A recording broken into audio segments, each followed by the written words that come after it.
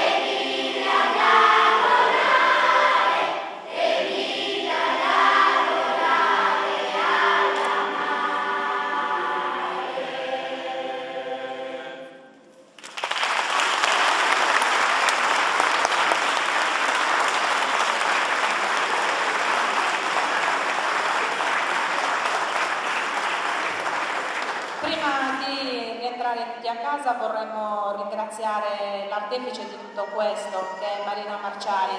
Senza di lei sicuramente non si sarebbe potuto fare tutto questo. Vorrei chiamare due bambini, Luca e Sofia. Chiedo scusa, devo approfittare dell'occasione tanto per fare complimenti a tutti quanti. I bambini sono stati strepitosi, fantastici, avete una bella voce e cantate anche bene, e questo è anche merito di Marina. E poi devo approfittare dell'occasione perché c'è una comunicazione per il coro polifonico San Michele che mi è arrivata stamattina. Reverendo Signor Parroco, in occasione dell'udienza speciale del 1° dicembre corrente, i membri del coro polifonico San Michele hanno offerto in dono al Santo Padre, quale testimonianza di ossequio e devozione, alcune interessanti pubblicazioni su codesta comunità. Sua Santità, il quale ha apprezzato il cortese atto di omaggio, avvalorato dalla preghiera e i sentimenti che l'hanno ispirato, la incarica di far pervenire agli offerenti l'espressione della sua riconoscenza, che accompagna con cordiali auspici di sempre più generoso impegno ecclesiale e musicale e di partecipare loro alla benedizione apostolica. Ringraziandola fin d'ora per la cortese collaborazione, profitto della circostanza per confermarvi con i sensi di distinta stima. Devotissimo nel Signore, Peter Wells, assessore di Sua Santità.